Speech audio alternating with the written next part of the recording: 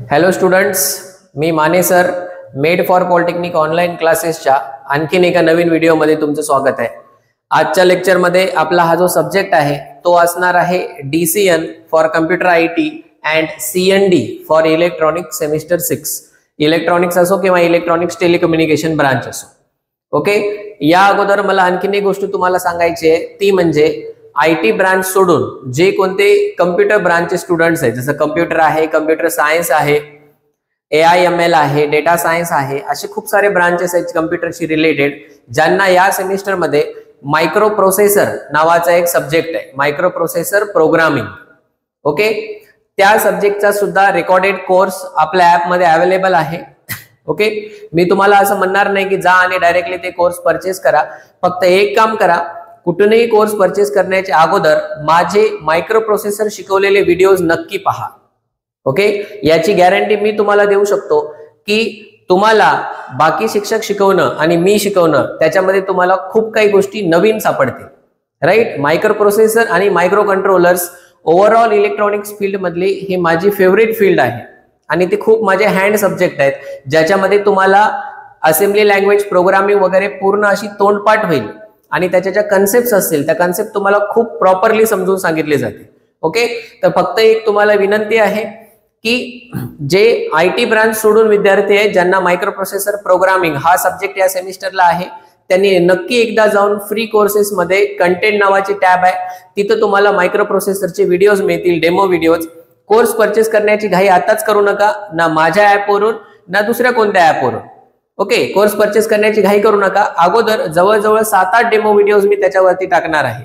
आता कुठेतरी तिथे 1 ते 2 व्हिडिओज असतील, फक्त 10 व्हिडिओज पर्यंत पाठवणार आहे, म्हणजे तोपर्यंत तुमचा ऑलमोस्ट अर्धा युनिट जो आहे तो कम्प्लीट होईल.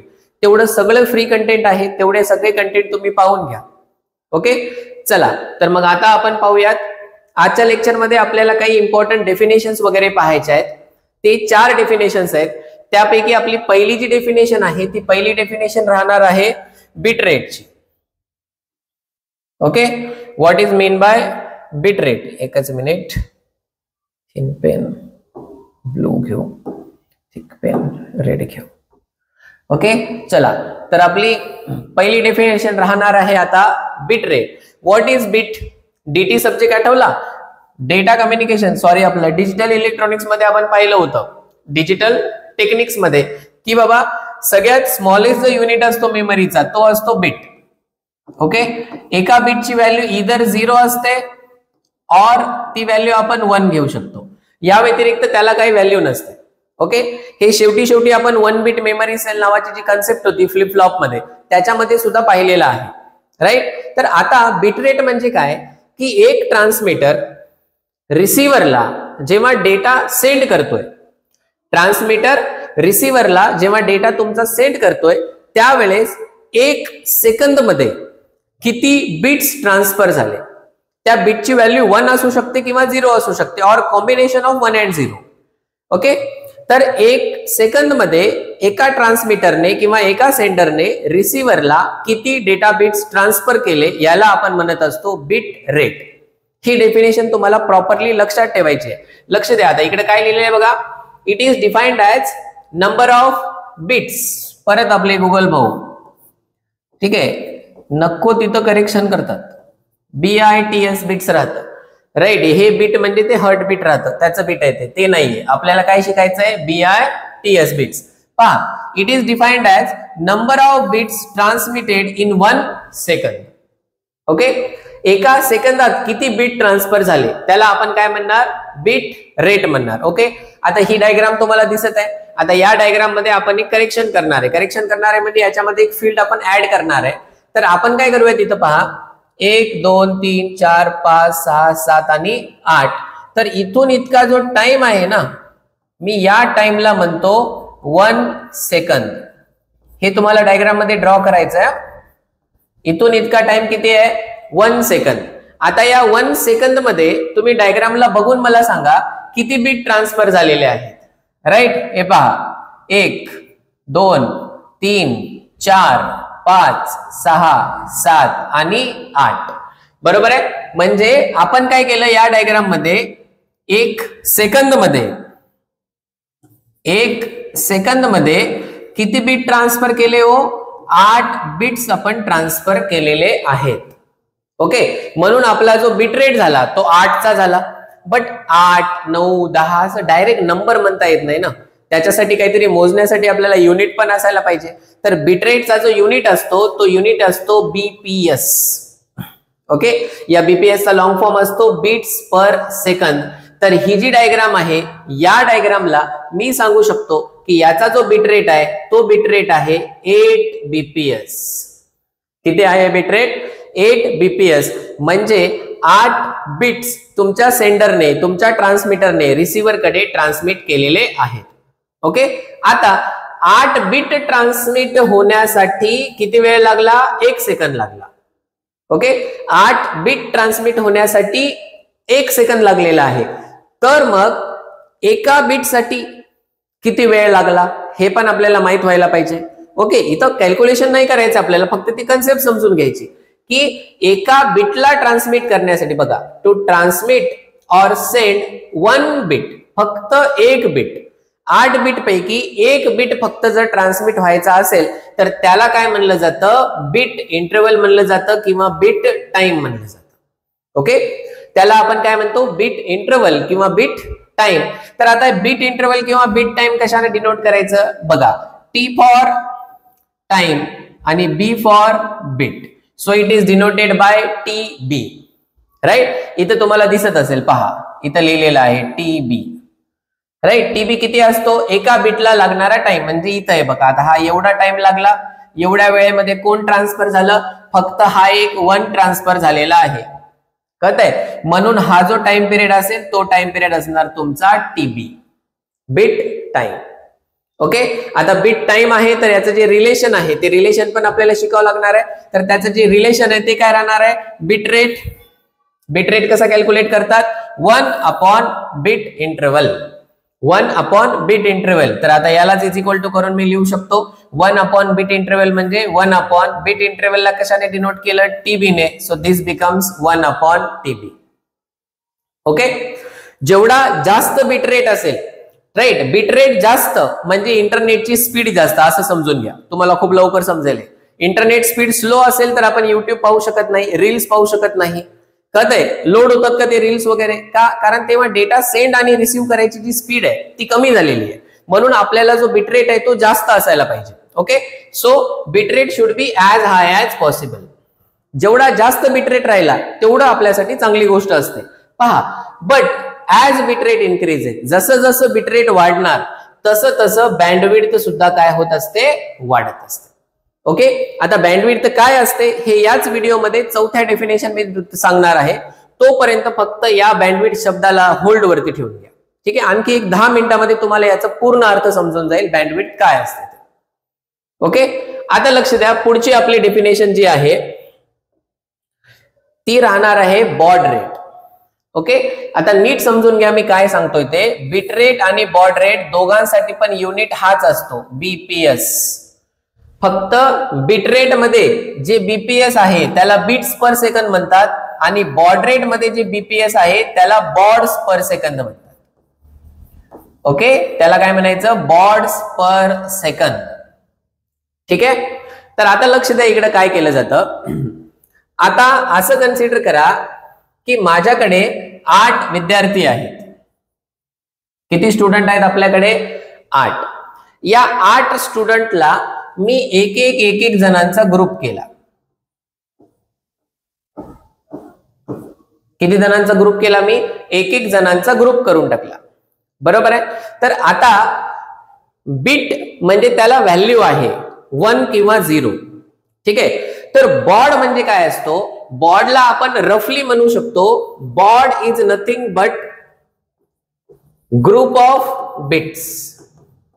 बॉड म्हणजे काय असणार आहे? तुमचं ग्रुप ऑफ बिट्स आहे. राईट, तर बॉड मध्ये मी ग्रुप ऑफ बिट्स मोजणार आहे आणि हे जे ग्रुप ऑफ बिट्स राहतं या ग्रुप ऑफ बिट्सला आपण म्हणत असतो सिम्बॉल. ग्रुप ऑफ बिट्सला आपण काय म्हणतो? सिम्बल. म्हणजे आपल्याला बॉड रेट मध्ये मोजायचे आहेत सिम्बल. ठीक आहे, आपल्याला बिट्स मोजायचे नाहीत, आपल्याला काय मोजायचे? सिम्बल. बट याच्यामध्ये एक ट्रिक काय आहे की समजा जर एका ग्रुपमध्ये म्हणजेच एका सिम्बल मध्ये एकच बीट जर असेल, एका सिम्बल मध्ये एकच बीट असेल, जसं फॉर एक्झाम्पल बघा इथं 8 स्टुडंट आहेत म्हणलं होतं, मी प्रत्येकाचा एक एक जणांचाच ग्रुप केला, इंडिव्हिज्युअल म्हणलं त्यांना, आणि तुम्ही प्रत्येकाने म्हणलं मला एक इंडिव्हिज्युअल प्रोजेक्ट बनवून द्यायचा आहे, बरोबर आहे. तर आता इथं ग्रुप नाहीच आहे ना, एक एक बीट आहेत आणि इंडिव्हिज्युअल आहे. तर हा प्रत्येक जो आहे बीट हा म्हणजे सिम्बल आहे, हे सिम्बल आहे, हे सगळे काय झाले आपले सिम्बल झाले, बरोबर आहे. कळत आहे? म्हणजे आपल्याकडं 8 बिट्स आहेत तर 8 सिम्बल पण आहेत, जेवढे बीट आहेत तेवढेच काय आहेत सिम्बल पण आहेत. का? कारण एका सिम्बल मध्ये एकच बीट आहे, कळालं. म्हणून अशा कंडिशन मध्ये आपला जो बिटरेट असतो, आपला जो बिटरेट असणार तो इक्वल राहणार कोणाच्या, तर बॉड रेटच्या, कोणाच्या, बॉड रेटच्या. कळालं. जसं की आता या पहिल्या डायग्राम मध्ये दाखवले पहा, पहिल्या डायग्राम मध्ये काय दाखवले, हे जे एवढं दाखवलं का नाही इथे असं बघा डब्बा केलाय, हा एक डब्बा म्हणजे एक सिंबल आहे, या एका सिंबल मध्ये एकच बीट आहे. ओके, त्यानंतर हा दुसरा सिंबल झाला, राईट. त्यानंतर हा झाला तिसरा सिंबल, राईट. त्यानंतर हा झाला आपला चौथा सिंबल, कळतंय, राईट. तर असंच हे प्रत्येक एक एक काय आहे सिंबल आहे.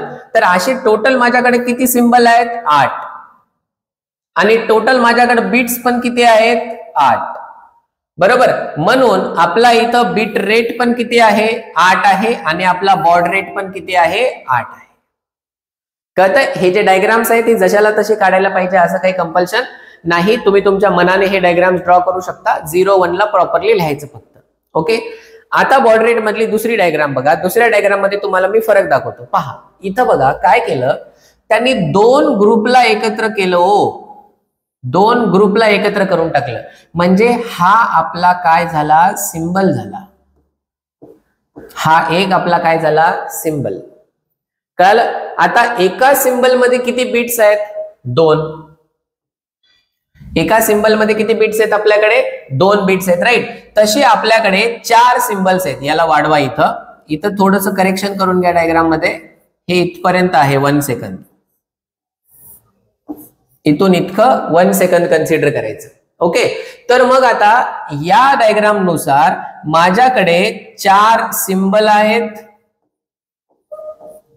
राईट, आणि माझ्याकडे 8 बिट्स आहेत. 4 काय आहेत, सिंबल आहेत, आणि 8 काय आहेत, बिट्स आहेत. कारण एका सिंबल मध्ये किती बिट्स आहेत आपल्याकडे, 2 बिट्स आहेत, कळतंय. म्हणूनच इथे आपला जो बिटरेट असणार आहे तो बिटरेट असणार आहे 8 बीट पर सेकंद. बिटरेट किती असणार आहे, 8 बीट. आणि जो आपला बॉड रेट असणार आहे तो बॉड रेट असणार आहे 4 बॉड पर सेकंद, म्हणजे 4. कळतंय. हा डिफरन्स आहे बीट आणि बॉड मध्ये. इथे शॉर्ट मध्ये नोट लिहिलेले आहे, असं जिथेही लिहिलं असेल ते मोस्ट इम्पॉर्टंट राहतं, ते नोटबुकच्या एकदम पहिल्या पेजवर किंवा एकदम शेवटच्या पेजवरती लिहून ठेवायचं, तुम्हाला हे इमिडिएटली कामाला येणार असतं. ओके, पहा तर इथे नोट मध्ये काय सांगितलं, बिटरेट म्हणजे काय आहे, number of bits transmitted per second. Okay, तर बॉड रेट म्हणजे काय आहे, number of symbols transmitted per second. एवढंच लक्षात ठेवायचं. क्लिअर. चलो आता आपण पुढची डेफिनेशन पाहूयात. आता सिंपल आहे डेफिनेशन, पहा. त्यानंतर काय आहे, डेटा ट्रान्समिशन रेट.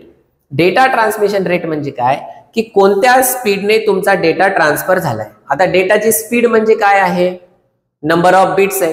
म्हणजे जर तुमचा बिट रेट वाढल, जास्त बिट्स जर वाढत गेले, जास्त बिट्स वाढत गेले, कळलं, तर तुमचा डेटा ट्रान्समिशन रेट सुद्धा काय होणार, वाढणार. तर data transmission rate is nothing but the speed of data. Okay, पण याला स्पीड ऑफ डेटा म्हणायचं नाही आणि याला डेटा ट्रान्समिशन रेट सुद्धा नाही म्हणायचं. याचं खरं टेक्निकल जे नाव असतं ती डेफिनेशन असते त्याची थ्रूपुट. हा शब्द नीट लक्षात ठेवून घ्या. थ्रूपुट सेपरेट लिहायचं नाही, एकच शब्द असतो, त्याला काय म्हणतात, throughput. What is throughput? Throughput म्हणजे स्पीड ऑफ डेटा. कोणत्या स्पीडने आपला डेटा ट्रान्सफर होत आहे याला आपण काय म्हणणार, थ्रूपुट म्हणणार. ओके, पहा काय म्हणताय, it is the amount of data that is transferred from one place to another place in given time. Okay, दिलेल्या टाइम मध्ये एका ठिकाणाहून दुसऱ्या ठिकाणी म्हणजे ट्रान्समीटर पासून सेंडर कडे किती डेटा ट्रान्सफर झाला याला आपण काय म्हणणार, डेटा ट्रान्समिशन रेट. पुढं data transmission rate is the speed of data. Okay, data transmission rate always depend on bandwidth of the channel. चॅनलच्या बँडविड्थ वरती डिपेंड असतं. चॅनल म्हणजे मीडियम, जे आपण अगोदरच्या व्हिडिओमध्ये शिकलेलं आहे. ओके, पुढे ऍज बँडविड्थ इन्क्रीजेस, बँडविड्थ जशी जशी वाढली तसं तसं आपला डेटा ट्रान्समिशन रेट सुद्धा वाढतं आणि च्या अपोजिट म्हणजे व्हाईस वर्सा. बँडविड्थ जर कमी झाली तर डेटा ट्रान्समिशनची स्पीड सुद्धा काय होत असते, कमी होत असते. Okay, and it is also called as throughput. आता आली मेजर कन्सेप्ट बघा, ती म्हणजे आहे कोणती, बँडविड्थची. आता बँडविड्थ म्हणजे काय राहतं तुम्हाला आता याचे बरेच एक्झाम्पल देऊन सांगतो मी. कन्सेप्ट क्लिअर करून घ्या, कारण पुढे जाऊन आपल्याला या शब्दासोबत खूप जास्त खेळायचं आहे डीसीओ मध्ये, सॉरी डीसीएन मध्ये. ओके, पहा काय आहे बँडविड्थ म्हणजे. असं कन्सिडर करा की हा रस्ता आहे आणि ही या रस्त्याची विड्थ आहे. आता हा हायवे रोड आहे, हा रोड आहे आपला हायवे. आता जे आपले हायवे असतात हे हायवेची विड्थ जास्त पाहिजे, म्हणजे रस्ता मोठा पाहिजे, कारण या हायवे वरून खूप सारे व्हेकल्स जे आहेत हे व्हेकल्स पास ऑन करत राहतात. कळालं? तर रोडची रुंदी जास्त आहे म्हणून तिथे कमी वेळेमध्ये जास्त जे व्हेकल्स आहेत ते व्हेकल्स ट्रॅव्हल करू शकतात, ट्रान्सफर होऊ शकतात. ओके, आता विचार करा, जर हा जो हायवे आहे या हायवेची आपण विड्थ काय करून टाकली, कमी केली, एवढीच विड्थ केली. आता तुम्ही मला सांगा, एवढ्या विड्थ मध्ये एवढे सगळे नंबर ऑफ व्हेकल्स ट्रान्सफर होऊ शकतात का, फ्लो होऊ शकतात का, मूव्ह होऊ शकतात का? नाही होऊ शकत, नाही होऊ शकत. म्हणूनच इथं काय होत असते, इथं होत असते ट्रॅफिक जाम. इथं काय होते, ट्रॅफिक जॅम होऊन जाते. ट्रॅफिक जाम झाली म्हणजे ऑटोमॅटिक व्हेकलची स्पीड काय झाली, कमी झाली. कळतंय? तर आता मी हे जे एक्झाम्पल सांगितलं या एक्झाम्पल मध्ये तुम्ही काय करा, व्हेकल्सला डेटाने रिप्लेस करून टाका, डेटा बिट्सने म्हणजे बिट रेटने, आणि रोड ज्याला सांगितलं त्याला चॅनलची बँडविड्थ कन्सिडर करा. रोडची रुंदी म्हणजे चॅनलची बँडविड्थ. आता तुम्ही मला सांगा, जर चॅनलची बँडविड्थ वाढली तर कमी जागेमधून, तेवढ्या जागेमधून जास्तीत जास्त बिट्स काय होतात, ट्रान्सफर होऊ शकतात. म्हणजे कमी वेळेत जास्त बिट ट्रान्सफर झाले म्हणजे आपल्या इंटरनेटची स्पीड, आपल्या कम्युनिकेशनची स्पीड काय झाली, वाढली. ओके, बट जर बँडविड्थ कमी असेल तर मग कमी डेटा बिट्स ट्रान्सफर होऊ शकतात आणि कमी डेटा बिट्स ट्रान्सफर झाल्यामुळे काय होणार, डेटाची स्पीड काय होणार, आपली कमी होऊन जाणार. तर ही असते तुमची बँडविड्थची कन्सेप्ट. क्लिअर? आता लक्ष द्या, टेक्निकली बँडविड्थ काय आहे, तर बँडविड्थची इथे एक डायग्राम दाखवलेली आहे. इथं काय सांगितलं त्यांनी, फ्रिक्वेन्सी, आणि इकडच्या ऍक्सेसवर काही दिलं नाही पण इथं आपण अँप्लिट्यूड घेऊ शकतो. ओके, आता मी तुम्हाला एक सोपं एक्झाम्पल देऊन सांगतो बँडविड्थ काय असते. तुमच्या क्लास मधला जो टॉपर आहे त्या टॉपरला पडलेत 90%. त्या टॉपरला किती पर्सेंटेज पडलेले आहेत, 90% पडलेत. आणि तुमच्या क्लास मधला कमीत कमी पर्सेंटेज घेणारा जो विद्यार्थी आहे त्याला पडलेले आहेत 60%. त्याला किती टक्के पडले, 60% पडले. तर या दोघांमधला डिफरन्स म्हणजे असते तुमची बँडविड्थ. या दोघांमधला डिफरन्स म्हणजे किती, 30%चा हा डिफरन्स आहे, तर ही तुमची बँडविड्थ असते. ओके, तर आता 90% म्हणजे काय आहे, हायेस्ट पर्सेंटेज व्हॅल्यू आहे, राईट. आणि 60 म्हणजे काय आहे, लोवेस्ट पर्सेंटेजची व्हॅल्यू आहे. ओके, तर बँडविड्थ कशी कॅल्क्युलेट केली, high value minus low value, यालाच आपण काय म्हणत असतो, बँडविड्थ म्हणत असतो. म्हणूनच इथं डेफिनेशन मध्ये दिलं बघा बाळांनो, काय, तर difference between higher frequency of the signal and lower frequency of the signal म्हणजे काय आहे, तुमची बँडविड्थ. ओके, आणखीन एक गोष्ट सांगतो, हे पेपरमध्ये येईल न येईल, मोस्टली तर 2 मार्काला डेफिनेशन येऊ शकते, पण जी तुम्हाला मी एक्झाम्पल इथे समजून सांगितलं ना बँडविड्थचं, ही कन्सेप्ट आहे आणि ही कन्सेप्ट प्रॉपरली लक्षात ठेवायची. हे तर डेफिनेशन तुम्हाला पेपरमध्ये मार्क घेण्यासाठी कामाला येणार आहे, बट ही तुमची कन्सेप्ट आहे. जर कोणी तुम्हाला विचारलं बँडविड्थ काय असते आणि जर तुम्ही त्यांना या पद्धतीने समजून सांगू शकलात तर तो तुमचा पर्सन जो आहे तुमच्याने खूप जास्त इम्प्रेस होणार. ओके, आता पुढे लक्ष द्या. काय आहे? Bandwidth is defined as range of frequencies over which an information signal is transmitted. Okay, म्हणजे रेंज आहे, फ्रिक्वेन्सीची एक रेंज आहे, त्या रेंजवरच आपला सिग्नल काय होणार आहे? ट्रान्समिट होणार आहे. तर कसं ट्रान्समिट होणार आहे? आपल्या सिग्नल मध्ये दोन फ्रिक्वेन्सीज राहणार आहेत, एक राहणार आहे लो फ्रिक्वेन्सी, एक राहणार आहे हाय फ्रिक्वेन्सी. ओके, आता बघा, 0च्या जवळ आहे फ्रिक्वेन्सी ही F1, 0च्या जवळ आहे म्हणजे लो व्हॅल्यू राहते, आणि 0 पासून जर दूर गेलं तर व्हॅल्यू काय होत असते? वाढत असते. म्हणजे आपण सांगू शकतो की 0च्या जवळ कोण आहे? F1 आहे, म्हणून F1 आपली काय राहणार? लो फ्रिक्वेन्सी राहणार, आणि F2 काय राहणार? तर F2 राहणार आपली हाय फ्रिक्वेन्सी. F2 काय राहणार? आपली हाय फ्रिक्वेन्सी. मग बँडविड्थ काय आहे? तर बँडविड्थ दोघांमधला डिफरन्स आहे, म्हणून बँडविड्थचा फॉर्म्युला तयार झाला F2 मायनस F1, म्हणजे high frequency minus low frequency. याला आपण म्हणत असतो बँडविड्थ. क्लिअर? हे एवढं डेफिनेशन तुम्हाला लिहावं लागते. आता बँडविड्थ वरती एखादा साधा न्यूमरिकल सुद्धा विचारला जातो, तर तो न्यूमरिकल कसा सॉल्व्ह करायचा ते लक्ष द्या. पहा, इथे तुम्हाला एक न्यूमरिकल दिलेला आहे. या न्यूमरिकल मध्ये त्यांनी सांगितलं की calculate the bandwidth of the signal having frequency 20 kilohertz and 20 hertz. Right, kilo म्हणजे 1 × 10⁻³ राहतं. ओके, म्हणजे किलो मोठा का हर्ट्ज मोठा? राईट, तर किलो हर्ट्ज जो असतो तो मोठा असतो, नॉर्मल हर्ट्ज म्हणजे कमी फ्रिक्वेन्सी आहे. तर आता जास्त जी फ्रिक्वेन्सी असेल ती आपली हाय फ्रिक्वेन्सी राहणार आहे. बरोबर आहे, म्हणजे हे 20 किलो हर्ट्ज जे आहे ही आपली हाय फ्रिक्वेन्सी आहे, आणि 20 हर्ट्ज जी आहे ही आपली लो फ्रिक्वेन्सी आहे. बरोबर, म्हणजे 20 किलो हर्ट्ज जे आहे ते आपली हाय फ्रिक्वेन्सी म्हणजे F2 आहे, आणि हे आपली F1 व्हॅल्यू आहे. बरोबर, आता दोन्ही फ्रिक्वेन्सी हर्ट्ज मध्ये दिलेल्या नाही, म्हणून आपल्याला त्याला हर्ट्ज मध्ये कन्वर्ट करून घ्यावं लागेल. तर 20 किलो हर्ट्ज म्हणजे 20,000 हर्ट्ज असते. आता हे कसं कॅल्क्युलेट झालं बघा. 1 kilo hertz is equal to 1000 hertz राहतं. 1 किलो हर्ट्ज म्हणजे किती राहतं? 1000 हर्ट्ज राहतं.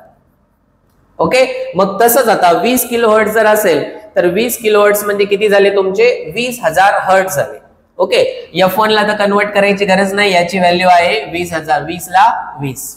ओके, तर आता F2 मायनस F1 व्हॅल्यू करायची, म्हणजे 20,000 मायनस 20. असं समजा की तुम्हाला कोणाला तरी 20,000 रुपयाची स्कॉलरशिप मिळालेली आहे, आणि त्या 20,000 पैकी तुम्ही म्हणले आपण आता पार्टी करूया. काय पार्टी केली? तर 20 रुपयाची पाणीपुरी खाऊ घातली. तर तुमच्या 20,000 मधून तुमचे 20 रुपये जर खर्चले असतील तर तुमच्याकडे शिल्लक आता किती पैसे राहणार? 19,980 हर्ट्ज राहणार. हे खूप मोठी व्हॅल्यू वाटते, म्हणून आपण याला काय करतोय? किलोहर्ट्ज मध्ये कन्वर्ट करतोय. तर किलोहर्ट्ज मध्ये कसं कन्वर्ट करायचं? इथं किती झिरो आहेत? 3 झिरो आहेत. तर 3 पॉइंट नंतर 3 डेसिमल पॉइंट, 3 डेसिमल डिजिट नंतर आपण काय करायचं? 1 पॉइंट देऊन टाकायचं. तर ही झाली तुमची व्हॅल्यू. आता हे एवढंच नाही, तर आपल्याला इथं बँडविड्थची डायग्राम पण काढून दाखवावं लागते त्यांना. तर ही डायग्राम अशा प्रकारे ड्रॉ करायची. इकडच्या ऍक्सिस वर असणार आपली फ्रिक्वेन्सी, ठीक आहे, जी आपण मोजणार आहे कशामध्ये? हर्ट्ज मध्ये मोजणार आहे. आणि इकडच्या ऍक्सिस वर तुम्ही अँप्लिट्यूड किंवा गेन वगैरे काही घेऊ शकता. याला एव्ही लिहित जा, म्हणजे ही गेन दाखवते. ओके, तर आपल्याला लो फ्रिक्वेन्सी दिलेली होती 20, तर इथं मी घेतो F1 आणि इथे मी घेतो F2. तर F1 आणि F2 या दोघांच्या मध्ये आपला सिग्नल आहे, म्हणजे ही एवढी जी आहे ती आपली काय आहे? बँडविड्थ आहे, इथून इतकी. तर ही बँडविड्थ आपली किती आहे? तर bandwidth BW is equal to 19.98 kilo hertz एवढी आपण कॅल्क्युलेट केलेली बँडविड्थ आहे. आणि आपल्याला F1 किती दिलेली होती व्हॅल्यू? 20 हर्ट्ज दिलेली होती, आणि F2 व्हॅल्यू किती दिलेली होती? तर 20 किलो हर्ट्ज दिलेली होती. अशा प्रकारे एक डायग्राम काढायची आणि त्यांना म्हणायचं, बघून घे बाबा, सगळं सॉल्व्ह केलंय, डेफिनेशन सहित, डायग्राम सहित सगळंच दिलं तुम्हाला. ठीक आहे. आता तुम्हाला इथे सॉल्व्ह करण्यासाठी एक एक्झाम्पल दिलेला आहे, तो एक्झाम्पल सॉल्व्ह करायचा, प्रॉपर या मेथडने सॉल्व्ह करायचा आणि एक अशी डायग्राम काढायची आणि आपल्या नोट्स मध्ये याला प्रॉपरली कंप्लीट करून ठेवायचं. Okay right. तर हे झाले तुमचे इम्पॉर्टंट डेफिनेशन्स आणि इथे आपल्या सिलेबसचा 1.2 जो आहे तो संपलेला आहे, ऑफिशियली संपलेला आहे. फ्री कोर्स मध्ये लेक्चर मिळत आहे, त्याचा अर्थ आहे काहीतरी वेस्ट मटेरियल मी तुम्हाला शिकवत आहे असं नाही. ओके, याच्यावरती पहिल्या युनिट टेस्ट मध्ये तुम्ही 30 पैकी एक 10 मार्क तरी आरामशीर स्कोर करू शकता, एवढे मी तुम्हाला फ्री लेक्चर प्रोव्हाइड करणार आहे. राईट. पूर्णच डेटा जो आहे तो आपण फ्री कोर्स मध्ये प्रोव्हाइड करू शकत नाही आणि कोर्सची जी फीस पण आहे ती तुम्हाला खूप जास्त रिझनेबल ठेवलेली आहे. या सब्जेक्टला तुमच्या बाकी सब्जेक्ट सोबत प्लीज प्लीज प्लीज कम्पेअर करूच नका तुम्ही. ओके, बाकी सब्जेक्टला फीस वगैरे कमी राहते सर आपल्याला, असं काही बिलकुलच करू नका, कारण या सब्जेक्टची जी लेंथ आहे, या सब्जेक्ट मध्ये जो डेटा दिलेला आहे तो खूप जास्त मोठा असतो. ते तुम्हाला पुढे पुढे आल्यानंतर समजत राहील. नंतर तुम्हालाच वाटेल की बाबा सरांनी आपल्याला शिकवलं खूप काही, पण सरांनी स्वतःहूनच फीस कमी घेतली. ओके, असं जर काही वाटलं तर मला फीडबॅक नक्की कळवा. ओके, चलो, थँक्यू, कीप स्टडिंग.